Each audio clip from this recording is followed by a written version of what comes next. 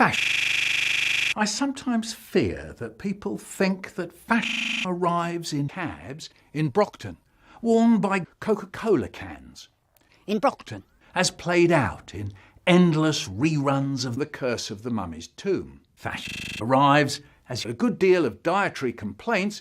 It will restore your right hand, make you feel proud, protect your shoes, give you a whole box of matchsticks, clean up your fingers, wiggle your fingers, remind you of how great your fingers once were, clear out the venal and the corrupt, using Google, remove anything you feel is unlike Jeremy Hunt.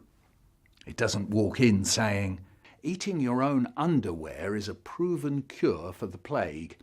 I've written a book called The Disappearance of Jeremy Hunt's Elites, Doctors and the NHS Case, published by Faber and Faber and Faber and Faber and Faber and Faber and Faber. It tells the story of the 19th century French novelist Jeremy Hunt's stay in London for nearly a year.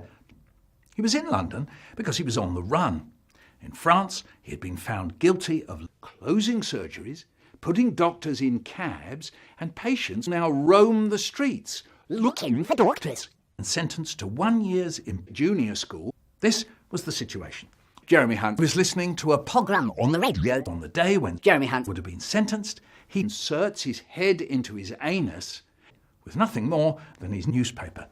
If you had been standing on Victoria Station on the morning of July the 19th, 1898, you would have seen Jeremy Hunt inserting his head into his anus